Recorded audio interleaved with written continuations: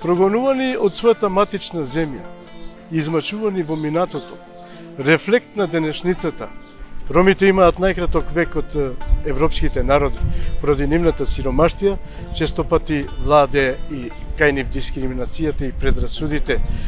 Ромите од секогаш стануваат лојални на својата матична држава, таму каде што живеат. Тие никогаш не војувале, нити сакаат да војуваат против некого. Ромите од секогаш биле миролюбив народ. Благодарение на плурализмот во ова општество, ромите стануваат од ден на ден све поуспешни и поуспешни, со тоа што го заземаат патот на успехот, спроведувајќи го преку образовниот процес. Тие денес во нашата држава, а и во другите европски држави, стануваат пратеници, стануваат министри, стануваат советници на кабинети, стануваат на високи и завидни позиции. Токму затоа и оваа емисија е посветена на високо образованите роми. Ние со оваа емисија сакаме да прикажеме на сите вас и да ви дадеме мотив да бидете и вие дел како овие високо образовани роми. Токму овие млади лица се пример и мотив за идните генерации, особено од ромската припадност. Токму тие ги фаќаме денеска во нашите емисии и ќе разговараме за нивната страна од животот од сосема друг агол. Ве покануваме да гледате емисијата Сторија на успешните роми. Поштовани гледачи, на моја голема чест и задоволство, денеска имам една прекрасна гостинка, млада, перспективна, меѓутоа една и единствена ромка адвокатка. Се работи за, како што реков, прекрасна гостинка Алма Мустафовска Салимовска. Алма, добро ни дојде во студиото. Пред се, како се чувствувате во нашето студио? Добро ве најдов Сафет. Ви благодарам многу за поканата. Многу ми е мило што ќе бидам дел од вашата емисија. Така, еве на почетокот да ги запознаеме нашите гледачи. Всушност, кој е Алма? Од каде потекнува Алма? Алма, малку за вас и вашето детство, за вашето семејство, за вашето окружување од детските години. Епа вака, значи јас сум Алма Мустафовска Салимовска, како што и ме представивте. Адвокат сум по професија, веќе повеќе од 25 години живеам во Скопје, меѓутоа не сум од Скопје. Родена сум во Крива Паланка, мало градче, од староседалско, паланечко, ромско семејство. Моите родители се уште живеат во Крива Паланка, тие се пензионери. Татко ми, значи, во Крива Паланка е познат како Осе Шнајдерот, кој што во мене ја вроди љубовта за шиење и за кроење, што е моја многу голема гордост, пошто веќе шиењето мене ми е хоби, покрај тоа што професијата ми е адвокат. Мајка ми исто така пензионер, до пред пензионирање работеше како сметководител економист во фирма. И од неја мислам дека јас и сестра ми ја добивме дисциплината, посветеноста кон образование, најголемата љубов кон образованието. Колку што можам да разберам, потекнуваш од едно, ајде така да бидам скромен, по-ситуирано семејство. Ромско. Па јас би кажала просечно ромско семејство, меѓутоа сепак ќе нагласам дека образовано ромско семејство, во кое што многу внимание се посветуваше на образованието и секогаш во нашето семејство образованието беше приоритетна тема на која што разговаравме. Браќа, сестри? Имам една сестра која што е помала од мене, исто така и таа е дипломиран правник на правниот факултет тука во Скопје. Меѓутоа, по завршувањето на факултетот се запиша на јавна меѓународна политика во Централно Европско универзитет во Будимпешта во Унгарија и сега работи и живее во Германија. Ние сме две сестри во нашето семејство. Таа мажена не е мажена? Не е мажена сестра, не. Добре. Ете прилика да се омажи, можеби преку оваа емисија, да се најде некоја. Да се надеваме. Малку да се нашалиме, таква е и емисијата, значи опуштена, со опуштен карактер. Намерно е таква, за да не запознаат не онака како што нели во секој невието ве гледаат луѓето. Би сакал да ве прашам околу вашето основно образование, каде се запишувате, дали се сеќавате на првите моменти од тоа образование? Јас основно и средно образование имам завршено во Крива Паланка. Искрено да ви кажам, основното и средното образование ми беа едни од најубавите мои моменти, а основното образование го завршив во училиште во Крива Паланка. Како се вика училиштето? Јоаким Крчовски. Така. Јоаким Крчовски, во Крива Паланка имаме две основни училишта и една гимназија. Завршив основно во Крива Паланка и средно во Крива Паланка. Се сеќавате ли на вашата прва учителка или учител? Како влијаеше сова сете моменти на изоставување на родителите, па првите зародиши или зачетоци во образованието? Искрено да ви кажам, тие сеќавања ми се едни од поубавите сеќавања. Никогаш нема да ја заборам мојата прва учителка Ката Христова. Беше една од построгите учителки во нашето училиште. Меѓутоа истовремено беше толку мила и толку добра и мислам дека од неја ни се првите чекори кон успехот. Не учеше на дисциплина, на посветеност, на трудолюбивост. Покрај тоа што беше строга и некогаш часовите по музичко образование ги заменуваше со математика, меѓутоа сепак сметам дека не научи на многу работи кои што денеска на нас ни се од корист. Благодарение на неја со моите другарки основавме една група за танцување. Уште во второ одделение, мислам, или трето, не се сеќавам точно, и на сите културни манифестации во Крива Паланка не учествувавме со наша точка.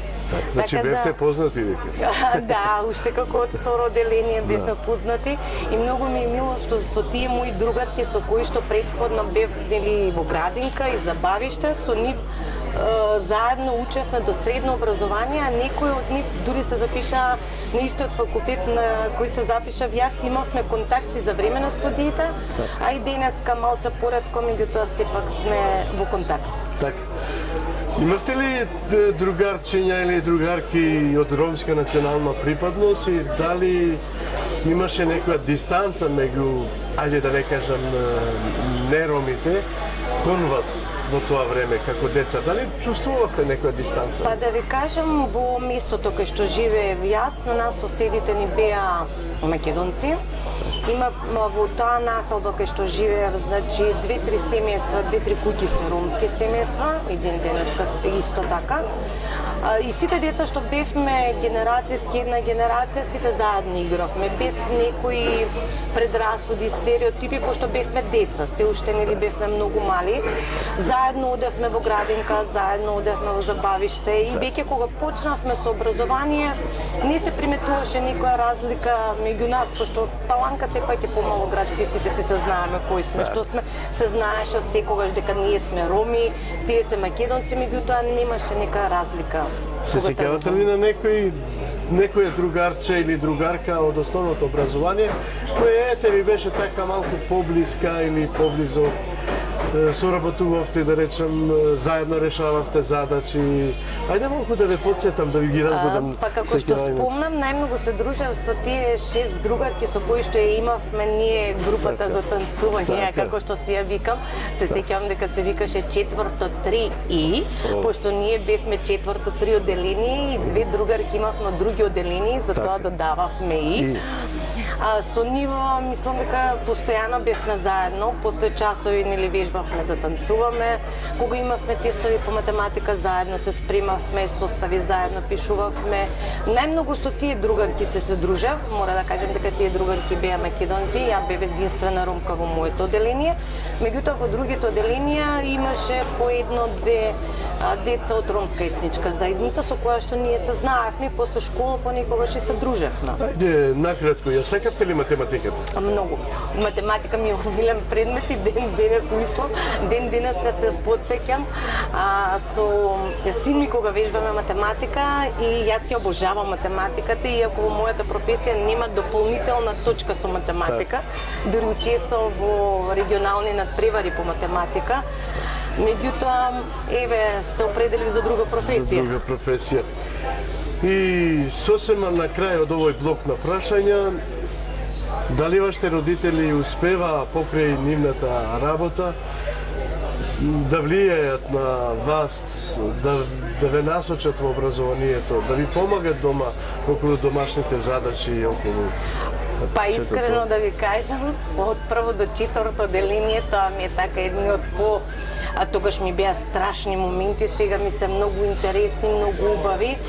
Јас секогаш работев, кога стануваше збор за образование, работев со мајка ми, јас и сестра ми, заедно ги пишувавме домашните работи, заедно ги прераскажувавме лекциите, состави кога пишувавме за писмени, ни спрашуваше мајка ми, значи цело време со неја работевме, цело време ни помагаше. И на мене, и на сестра ми. Сестра ми е помала од мене, понекогаш јас си помагав со незините домашни работи. Меѓутоа, секогаш за образованието ни помага, а кај нас во семејството образованието има многу големо значење, така да мислам требаше да се учи, да се образуваш и да бидеш добар и најдобар. Така. Се запишувате во средно образование. Каде? И зошто токму тоа училиште го отправте? И покрај тоа што рековте, само едно училиште, мислиш? Да, во Крива Паланка имаме едно училиште за средно образование. Мислам дека имаше 3 смера, општа гимназија, математичка и уште нешто, не можам да се сетам што. По завршувањето на основното образование се подразбира дека јас требаше да се запишам во средно образование. Се сеќавам дека јас бев одличен ученик со просек 5.00 во основно образование, без никаков проблем се запишав и во средно. Бев меѓу првите по полагањето на приемните испити. Се запишав таму, завршив општа гимназија, бидејќи не бев уште определена што би сакала понатаму да студирам. Сметав дека општата гимназија во разговор со моите родители дека би била најсоодветна за после да се определи студирањето. Да.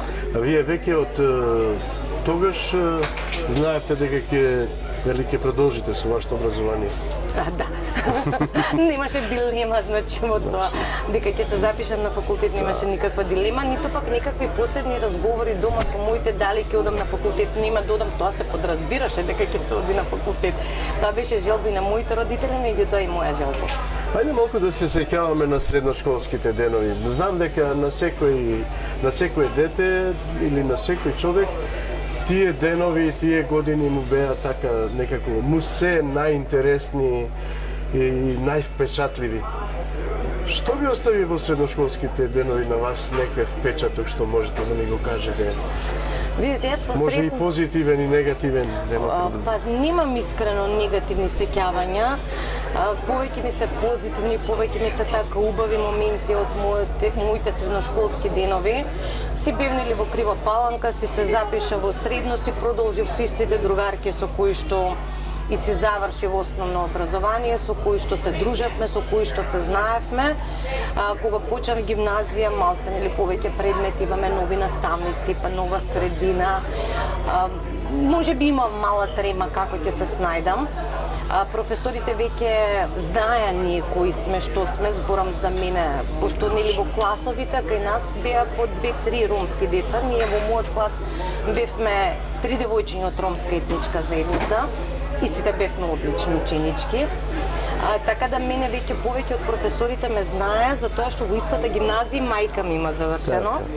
А мајка ми исто така беше одлична ученичка и очекува и нејзиното дете да го следи нејзиниот пат. Учествува многу во наставни активности во гимназија, многу повеќе отколку во основното училиште. Учествував на многу надпревари регионални, каде што имам освоено дури прво место, па после учествував на државни надпревари. Така да земено во целина беше еден многу убав период кај што можеше да се истакнеш и во поглед на знаењето и во поглед на дружбата. Се сеќавам, имавме некои ликовни колонии на кои што учествувавме, доаѓа и други ученици од други градови. Многу убав период и интересен и секогаш буди многу нака убави емоции, убави сеќавања. Така. Кажете ми, спомнавте уште 2 другарки ромки, колку што можам да забележам. Во мојот клас беа, да. Така, вие бевте веќе познати на професорите, како се однесува кон вашите две другарки ромки? Па и нивните родители завршија во Да? истата гимназија, така да не знае кои сме. Да знаат. Да. Без некои предрасуди, предиспозиции? Немаше некаква дискриминација спрема нас дека сме од ромска етничка заедница, немаше предрасуди, немаше стереотипи, можеби имаше некоја индиректна дискриминација која што ние тогаш и како деца толку многу не ја приметувавме, меѓутоа од страна на професорите можем да кажем дека имаше многу коректен однос.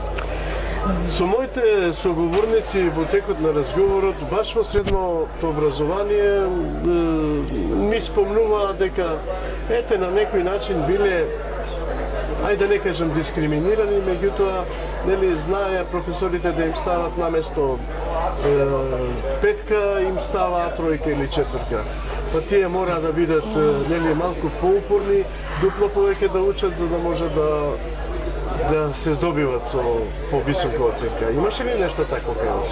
Па немаше, меѓутоа за да ние да добиеме петката, нели секогаш треба да бидеш најдобар. Не може да бидеш добар, туку секогаш треба да бидеш најдобар. Тоа мама и тато дома така го кажа или Не го вие кажуваат мама и тато, туку самиот тоа веќе си го знаеш дека треба да си бидеш најдобар. Јас се сеќавам историја после одеви на државни надпревари, кога почнавме гимназија и сега кој како ќе одговара, мене раката секогаш ми беше дигната, затоа што јас малце мора да си признам, малце повеќе се учам. И на секој час професорот по историја мене ме прашуваше, секој час ме прашуваше, јас ја добив мојата петка, заслужено си ја добив петката. Професорот беше многу задоволен од моите одговори, дури после самиот предложи да одам на надпревар по историја. И се сеќавам, имавме тест по историја, што до тогаш не се правеа тестови по историја, а јас истовремено бев благањник во оделението. Јас ги собирам парите за тестовите што се копира. И доаѓа професорот и вика во цела наша генерација, кои што мислам дека беа 4 или 5 класа, четврта година, само еден ученик ги има освоено сите поени по историја. И сите почнаа кое, како е, јас собирам пари и го запишувам списокот. И вика, вашата благањичка ги има сите поени, а благањичката бев јас и тоа нели ученик од ромска етничка заедница. Така да, Тој беше посебна сатисфакција за понатамошното образование, сигурно? Да. Искрено да ви кажам, да. Да. Професор, професорка, предмет, некој кој што ви остави впечаток во средното образование? Па јас значи математикот секогаш сакав и тоа мене секогаш ми беше нели предмет кој што секогаш ми остава впечаток. Покрај математика исто сакав физика и историја, еве ќе го одвојам како еден предмет кој што ми беше многу така интересен. Така, омилен професор, професорка? Па имавме повеќе, класната по англиски ни беше наставничка по англиски, исто така ми е многу омилена наставничка, пошто беше така достапна, за сите ученици беше достапна. Професорот по ликовна исто така беше многу комуникативен. Не можам да одвојам некој од кого имам подобар. Француски наставничката исто така ни беше многу коректна, многу фина. Добре, тоа ви давам можност затоа што оваа емисија сигурно можеби некои од вашите наставници или професори ќе гледат, да, би било мило. Ќе се гордеат со ова, ако ништо друго. Да, би било мило. Завршувате средно образование. Кој одлучува да се запишете на факултет? Чива е одлуката? Одлуката пред се е моја, на кој факултет ќе се запишам. Меѓутоа, како што спомнав, ние дома немавме тема на разговор ќе се запишува на факултет или не. Тоа ни беше онака, како да кажам, не вродено, туку засадено уште од малите, од детските денови, дека ние кога ќе завршиме средно треба да се запишеме на факултет. Така да дилемата беше на кој факултет ќе се запишам. Јас се мислам меѓу економски и правен факултет, економски со оглед на тоа дека мајка ми има завршено виша економска школа во тоа време и имам отприлика некое предзнаење што би ме чекало во мојата идна професија, меѓутоа сепак одлучив да се запишам на правен, бидејќи уште тогаш желба ми беше да станам адвокат. Зошто ваш адвокат? Па не знам зошто, ама така убава професија. и ми беше убава професија и професија која овозможува постарување на правата. Се соочувавте ли пред да се запишете на факултет со правди и неправди, не мора да значат директно на вас, меѓутоа нели малколината, па може би и тоа да ви биде потик за да се запишете на правда? Па не знам искрено зошто е одбрав оваа професија конкретно, меѓутоа ми беше така во тоа време, нели како средношколец ми беше привлечна, ми беше убава. Правдени и неправдени секогаш застанувам на страната на правдата и секогаш бев меѓу и другарки и пријателки, онака застанувам на страна на правда и секогаш на страната на обесправените, за да можам да докажам дека се управо. Ама тука ќе направиме една кратка пауза. Предлагам да се релаксираме малку со музика и секако да ги поприкажеме они нашите пријатели на оваа емисија, а потоа пак се враќаме на Секако.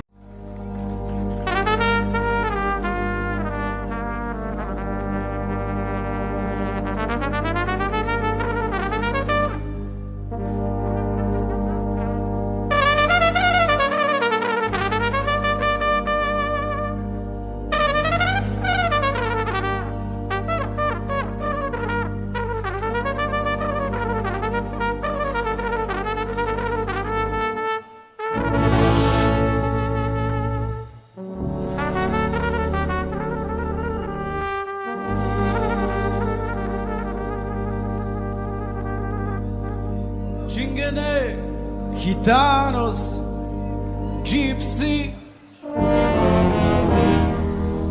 Lager, Feuer, singen, tanzen, heiße Liebe, Herzenbrecher, Klauen, Lügen, Zauberpflanze.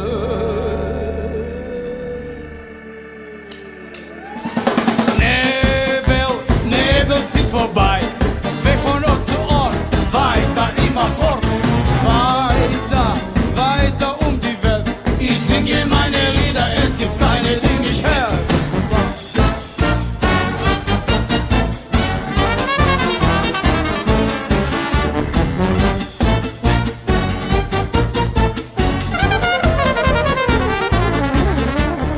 Avile Roma, Boforo, Pečerke von Puvljade, violine vi gitare, ilijete bašale.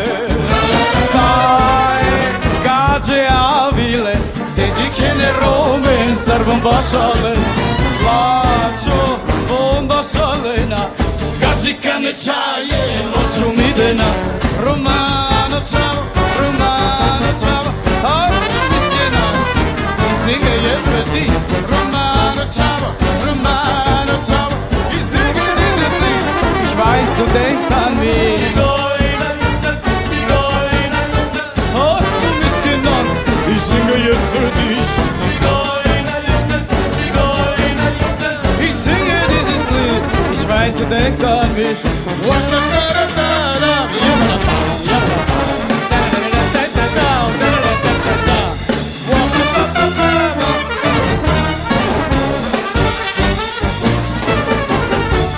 Gačikani čaj avili, čavorente dikel, Saro Jumbo bašalela, vivuloče bašale. Gađe avile, detičene Rome, srbom bašale. Lačo, bomba šalena, gačikane čaje, voću midina. Romano čavo, Romano čavo. Romano čavo, Romano čavo. Ajde, Figojna junda, Figojna junda. Kad čako bilo, sosna papada. Figojna junda, Figojna junda. Ando one foro, pa sosna tuđe lat.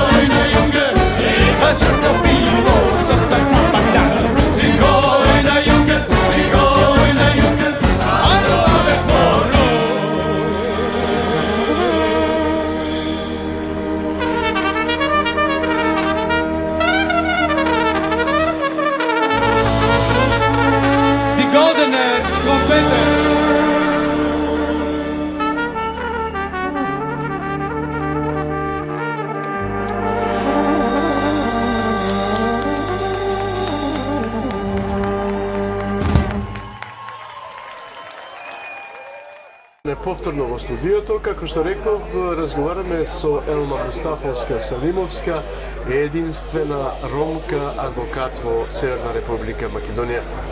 Господја Елма, ајде да продолжиме со нашиот разговор таму каде што застанавме. Впрочем, застанавме во високото образование, вашето запишување во Скопје. Ајде малку да се подсетиме на тоа како доаѓате во Скопје, каде се сместувате после вашето запишување. Сигурно имаше приемни испити, како ги полагавте испитите, имавте ли некоја поддршка или помош во тоа? Колку не враќате со сеќавање, со емоции на назад. Мислам, многу убави сеќавања во секој случај, во одредени моменти малце стресни така. Јас како што спомнав, средното образование го заврши во Крива Паланка. Општа гимназија имав завршено и реши да се запишам на правен факултет во Скопје. Се полага стручни предмети, тоа беше онака предизвик, дали ќе успеам да ги научам предметите за да ги положам испитите. Си ги обезбедим нели сите материјали, се запишам на правен факултет во Скопје. Се запишав, мислам дека со 98 поени од можни 100. Во генерацијата кога се запишав бев единствена ромка, пред мене мислам дека имаше 20 студенти од ромска етничка заедница. После тоа, после мојата генерација исто имаше уште повеќе, мислам дека беа се зголемуваше и веќе бројот на ромите. Откако ги положив испитите, бе многу среќна што се запишувам на правен факултет, меѓутоа ме чекаше друг предизвик. Требаше да се сместиме во Скопје, пошто Скопје е многу поголем град за разлика од Крива Паланка. Имавме предизвик да се адаптираме во средината. Кога се запишав на правен, бев сместена во студентски дом. Кај што беа голем дел од моите пријатели, другарки. Постепено како почнавме со студиите, се запознававме со други колеги, со други другари. Студентите во студентскиот дом вообичаено нели велат дека не се баш добри условите за студентите, меѓутоа се принудени заради нели тоа што се дојдени да си го завршат факултетот и да опстанат. Навистина ли имаше проблеми, да речеме? Најчесто се знаат да се жалат околу храната, околу хигиената и така натаму. Како ви беше на вас? Па искрено да ви кажам, условите во времето ја кога студирав во студентските домови не беа нешто посебно да кажеме добри, мислам дека сега се веќе малце подобри. Меѓутоа успевавме некако да влеземе и да се сместиме тогаш тоа се викаше женска зграда, каде што условите беа многу подобри. Јас додека студирав, значи доаѓав понеделник во Скопје, петок веќе се заминував во Крива Паланка. Така да некои посебни услови не беа нешто потребни, пошто се што ми требаше се завршував дома, па се враќав од понеделник до петок пак тука. Услови за учење, ако сакаш да учиш, можеш да ги најдеш самиот. Јас секогаш се водам од таа максима, ако нема услови, создади си ги сам условите за да можеш да си успееш во тоа што ти е планот. Доаѓате од Крива Паланка во градот Скопје. Сигурно знаевте дека во градот Скопје постојат две поголеми ромски населби, покрај тоа што нели ромите се распространети низ цело Скопје. Дали ги посетувате тие, да речам, мала или населбата, да речем, Шуторизари? Па јас искрено да ви кажам, предходно, пред да дојдам во Скопје, не сум била во ромските мала, не сум знаел дека постои општина Шуторизари како најголема општина, каде што се најголем бројот населеното место со ромска етничка заедница, меѓутоа не сум ги посетувала пред да дојдам во Скопје. Откако дојдов во Скопје, неколку пати сум била во Шуторизари. Тоа беше првата година, втората година, така да многу да сум идела таму и да сум ги посетувала, не. Се стекнавте со некои пријателки од Скопје, да речем, во тоа време дека студирате? Па да, и ден денеска ми се пријателки. Така. Не сакам да ве прашам за пријатели, да не ни се налути нели другата страна, меѓутоа Секако. И за тоа малку подолу ќе разговараме на нашиот разговор. Кажете ми, Бевте ромка, рековте на факултетот. Како ве перцепира колегите и професорите како ромка? Имаше ли... Па јас веќе кога дојдов во Скопје, пошто во Крива Паланка има само две заедници, роми и македонци, има некоја семејство турско. И таму веќе ние се знаевме кои сме, што сме, кои се ромски семејства, кои се македонски, кои се турски. Меѓутоа кога дојдов тука, веќе Скопје е мултиетнички град, има повеќе етнички заедници. Кога се запишави на факултет, имавме повеќе етнички заедници, имаше албанци, турци, босанци, роми, така да македонци, јас продолжив да се дружам со колегите кои што ги знаева од Вакова, кои што ги знаева од Паланка. Так. И со нив продолживме да се дружиме, со тек на време почнувавме да се дружиме повеќе. Јас секогаш се декларирав дека сум ромка, никогаш не сум го избегнувала тој момент, така да со сите кои што се дружев нема некој проблем дека јас сум ромка. Во однос на професорите, ако си го научиш испитот, си го полагаш, ако не го полагаш и толку. Немаше проблем. Немаше никакви проблеми. Че сето тоа зависи од човекот како сам ќе се постави. Па јас лично така мислам, не го спорам факта дека ние живееме во општество кај што има стереотипи, предрасуди, дискриминација спрема особено ромската етничка заедница, меѓутоа во одредени ситуации сметам дека тоа може да се избегне, например, со образование, со целосна интеграција, со посветеност, со професионална работа. Во текот на вашето студирање, дали имате некоја посебна активност, да речем невладина организација, некоја, не знам, активност, спорт или нешто друго? Искрено да ви кажам, не. Јас кога се запишав на факултет, единствена цел ми беше првин да го запишам факултетот. Во основа и од страна на моите родители не ми беше дозволено да работам додека студирам. Пошто ми кажа, нивна обврска да ми издржуваат и да ми обезбедат се што ми е потребно додека студирам, кога ќе го завршам факултетот можам што сакам да правам, тоест да почнам да работам. И така и се случи. Додека бев на факултет, екстра активности онака што се поврзани само со образованието, работни ангажмани никакви. Добро, тогаш како обстојувавте како студент?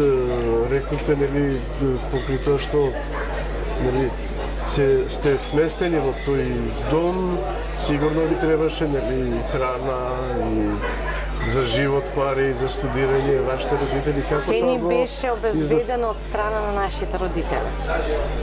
Се ни беше обезбедено од нивна страна, да. Дали имате за време на вашето студирање некоја стипендија, дали сте аплицирале негде, да речем, да можете да се... пак ќе кажам, да обстанете како студент?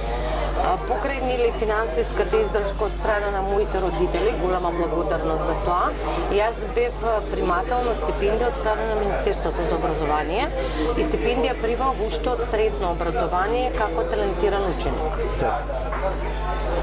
За средното, за факултетот? Исто и за факултетот добивав стипендија од Министерството за образование. Го завршувате факултетот, после тоа доаѓаат времињата, нели, ајде да не кажем симпатии, љубови, запознавања, научиња. Може ли малку околу тоа? Иако е малку, нели...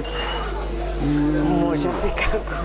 Прашањата се скокотливи, меѓутоа емисијата налага и такви прашања. Да.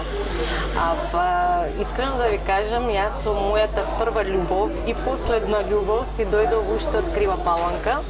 Тоа е мојот сопруг со кој ние сме заедно уште од средношколските денови. Двајцата дојдовме тука да студираме и ја продолживме нашата врска тука и сега се уште сме си заедно, се надевам дека и понатаму. Дај Боже до крајот на животот. Да, секако. Колку дечи имате? Имаме две деца.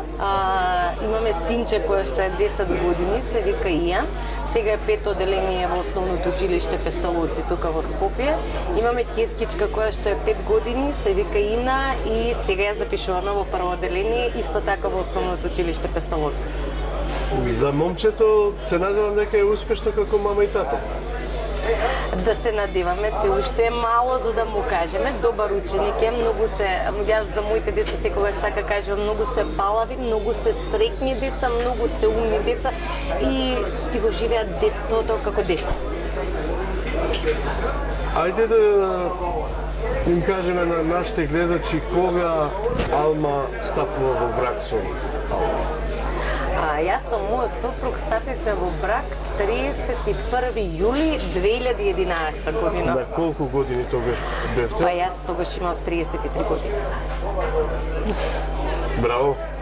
Редок е случајот на ромки во толку години да се омажат или момчиња во толку години да стапат во брак. Меѓутоа, еве, вие сте еден пример дека бракот, раните бракови се само проблем при ромите, а нема никаков успех. Можете и вие тоа да го потврдите самите? Јас лично не се согласувам со рани малолетнички бракови, да кажем, со малолетничките бракови не се согласувам, затоа што сметам дека имаме време и за брак, и за семејство, и за кариера, и сметам дека поуспешни се браковите кога веќе и жената и мажот се реализирани, исполнети. Што подразбирам по тоа? Ќе тргнам лично од мене, не би сакала да зборувам за други. Јас кога го заврши факултетот, сакам да се исполна мојата желба, мојата амбиција, мојата цел, мојот сон. Може би предност е што со мојот сопруг, јас сум од средно образование, заедно студиравме и си дозволивме малце да поработиме на нашите кариери, за да можеме да стапиме во брак и нели стапивме во брак малце подоцна, меѓутоа сепак имаме две златни дечиња, така да... Ама ги исполнивте вашите амбиции? Секако.